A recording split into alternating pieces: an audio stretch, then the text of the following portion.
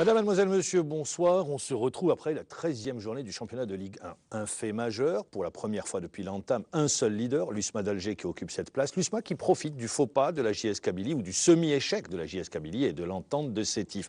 Dans le bas du tableau, c'est la bouteille à l'encre. Un regroupement également dans le bas du tableau, notamment à partir de la 10e place avec 4 formations. Seulement 8 buts marqués. Les attaquants n'étaient pas à l'honneur.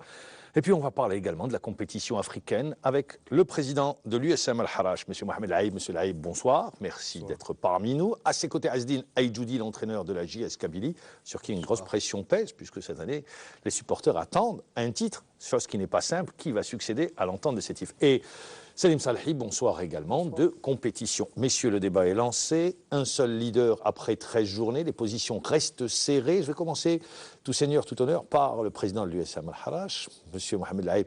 Votre équipe cette année est en difficulté en termes de résultats, notamment à domicile, bien que vous restez sur un nul contre Borj Boualadj. Comment l'expliquez-vous? C'est le départ massif des joueurs à l'intersaison? C'est une intersaison? Il n'y a pas eu de départ massif. Je parle de cadre. Non, même ça, il n'y a pas eu de grosses pertes, si vous voulez. On a eu Demo et... Voilà. Oui, mais qui avait fait une saison moyenne. Il n'avait pas été titulaire toute la saison. Talhaoui, la même chose.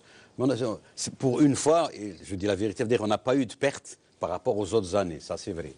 La seconde... je crois qu'on a eu une perturbation beaucoup au début, pendant la préparation, avec le départ ou non de... non, pas de Sheriff, non, de... Sheriff, il n'était pas Doha, de Doha qui voulait partir, de... Si, même Boualem, avant que débute la saison, il y avait eu... Non, la presse avait spéculé. La presse spéculait, mais chez nous, on n'avait pas cette... Le problème, c'était Doha, c'était un peu Bounjah, etc., qui nous a un peu perturbé. Donc, on a eu une grosse perte. Et on a effectivement, à ce moment-là, démarré très, très mal la compétition. Et ajouter que des joueurs n'ont pu confirmer ce qu'ils avaient réalisé la saison dernière, je pense à El Amali notamment. Puis on a eu beaucoup. Puis après ces 4 matchs, déjà pendant ces 4 matchs, on a quelques blessés, mais depuis, on a eu beaucoup de blessés. Vous voyez hier contre Comment vous expliquez le nombre de blessés? Ça a une explication? Elle tient. Il doit avoir une explication, peut-être. Azdine Aïdjoudi plus apte que moi de le dire dans ce domaine-là. Mais c'est vrai que nous avons eu de grosses blessures, style un peu. Belkaroui, comment il s'appelle qu'est-ce que c'est qu'on a eu comme gros blessé? Zien Sherif, qui avait une très grosse blessure qui durait presque une année. Mystère qui n'est pas encore revenu à son meilleur niveau. Qui s'était fait opérer la Mali également. Qui s'était fait opérer puis qui est revenu. La Mali qui a un problème de dos. On a un autre qu'on a récupéré et qui il vient de se faire opérer. Vous avez été touché par la malédiction? Celui qui vient de Tlemcen. Il s'appelle le joueur qui était à Tlemcen l'année passée, qu'on a récupéré sur le flanc gauche, que nous on le voyait déjà comme titulaire aujourd'hui. Et puis tout de suite après, il a une grave blessure, donc il a dû se faire opérer de trucs, il n'a pas joué. Donc vous n'avez pas été épargné par le malchance? Absolument. Azdine Aïdjoudi, vous en revanche, vous prenez la JS Kabylie et puis les résultats ont suivi, vous êtes dans le haut du tableau, vous êtes à 2 points du leader en compagnie, le leader l'USMA d'Alger, en compagnie vous partagez cette 2e place avec Sétif, le champion d'Algérie en titre, et en compagnie également d'une équipe qui n'a plus perdu depuis la 5e journée qui a pour nom l'ASO Schleuf. À la peine toutefois, à domicile, notamment sur le dernier match concernant le MOB de Béjaïa, 0 partout. Vous avez des difficultés, vous ne gagnez pas largement à domicile, vous n'arrivez pas à poser votre empreinte encore sur un match.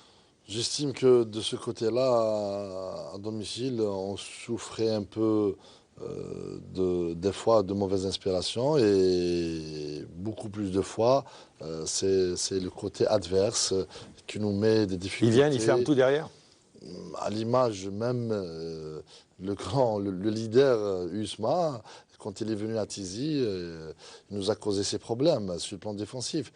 Mais le plus important pour nous, j'estime que prendre la JSK en début de saison, c'était quand même comme une aventure.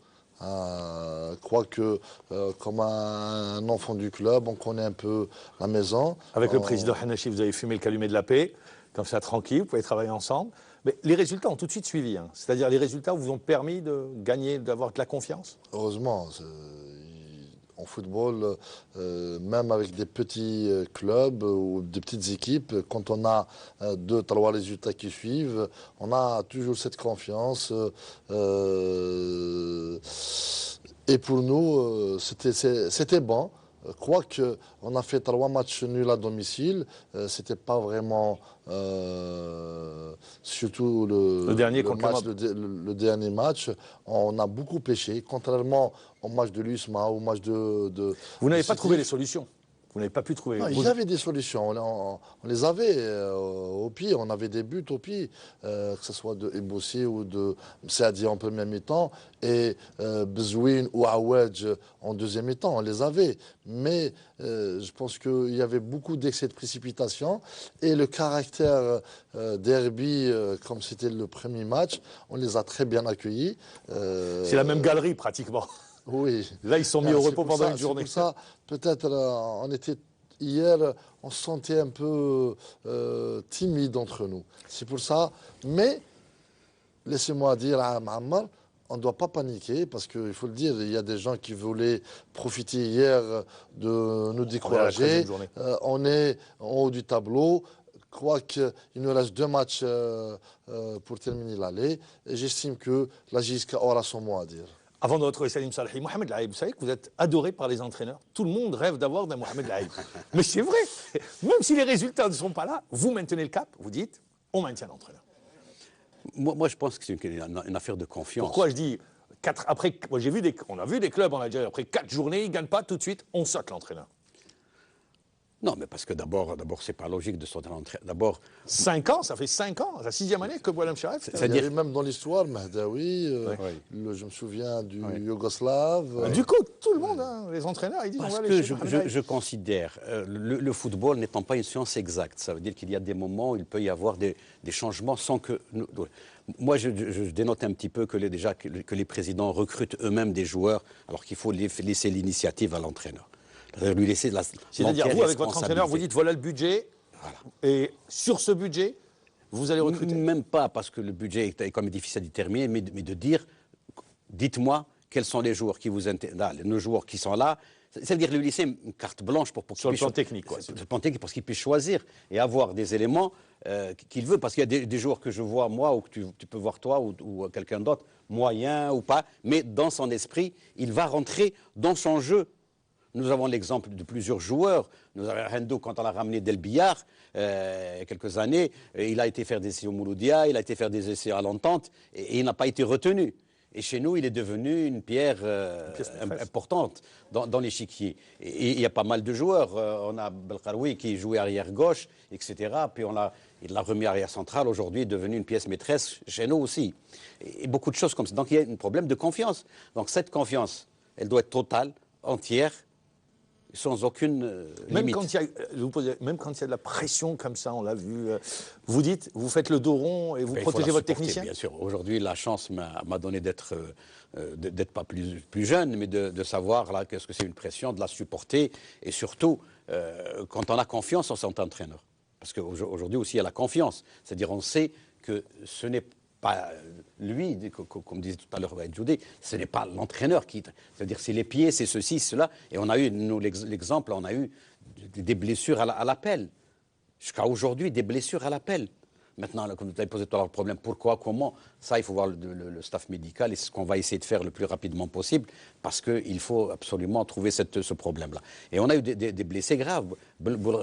L'arrière droit, il a joué un match, puis il n'a plus joué un match qu'à aujourd'hui. Ziane Cherif n'a joué presque aucun match. Anister, kiff, sauf 10 minutes, un quart d'heure. La Mali, il a joué un match depuis le début, on l'a fait rentrer là un petit peu comme ça. Donc, vous n'avez pas été épargné. Salim Salahi, alors on a parlé de 2 clubs, il faut le dire, des budgets complètement différents. C'est la JS Kabylie et l'USM Al-Harrach. Pour la JSK, c'est un retour au devant de la scène. L'USM Al-Harrach, c'est une équipe qui est bien ancrée dans le championnat. L'année dernière, on l'avait dit, tout le monde s'accorde à dire, même aujourd'hui, que c'est l'un des plus beaux footballs de la Ligue 1, pratiqué par l'USM Al-Harrach.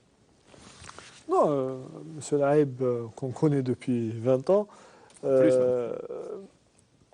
il protège son entraîneur. Parce que bon, c'est facile, hein, on connaît pourquoi les clubs changent d'entraîneur. Parce que les présidents, pour éviter de subir la pression, 11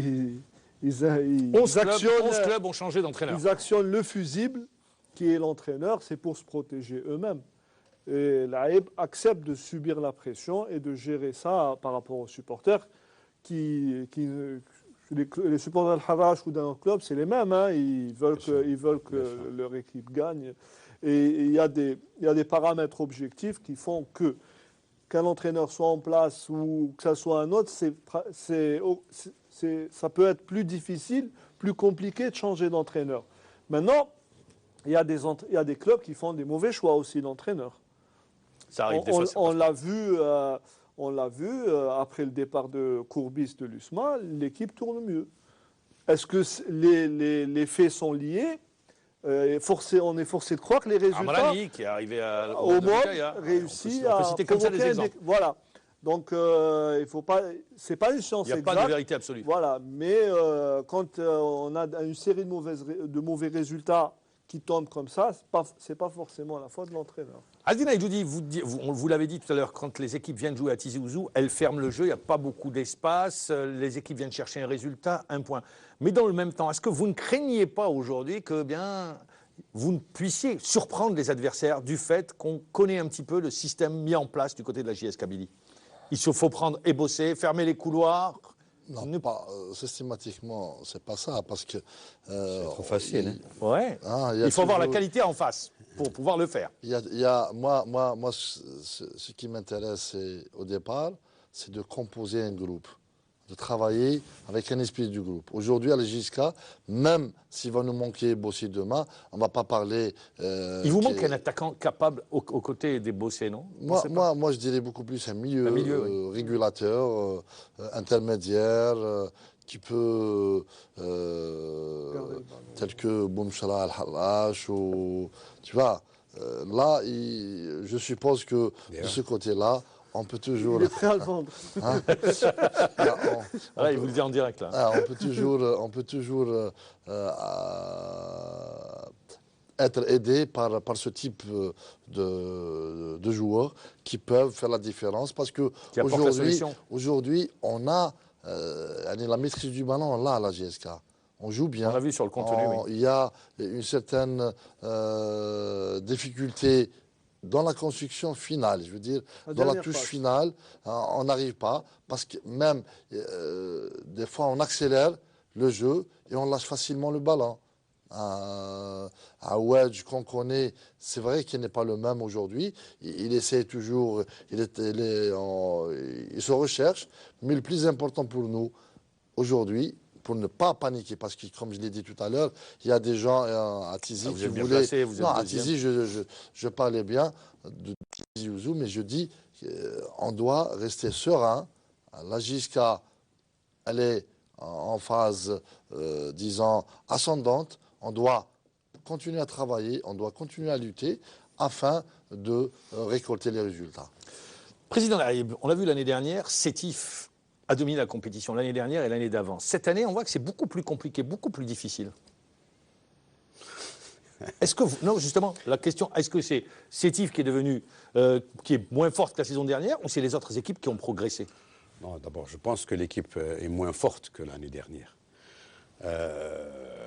Si Sétif était, vous connaissez le problème que nous avons à Sétif, au niveau de l'arbitrage, qui a été toujours à Sétif beaucoup plus favorable à l'équipe qui reçoit qu'à l'équipe... C'est une idée qui est répandue comme ça.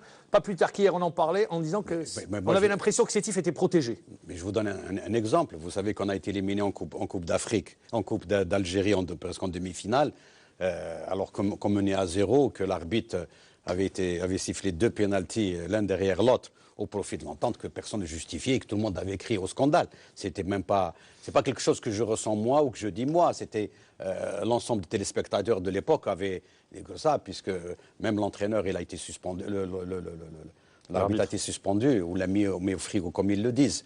Donc il y a été à un certain moment, moi je considère qu'à un moment il a été protégé. Sétif a été protégé. Mais en plus, je pense que l'équipe a été moins forte que celle de l'année passée. Pour vous, ce n'est pas les autres équipes qui ont progressé? Non, les autres équipes ont progressé, bien sûr. Aujourd'hui, vous venez de prendre l'exemple de la GSK, de l'USMA, de l'AS qui revient. Je veux dire, bien sûr que les gens ont progressé, mais ce n'était pas aussi... puis aujourd'hui, il a fait des matchs nuls avec des équipes pas fortes. Borj Bralavic, l'Alma, RCO. RCO. Battu par l'Alma.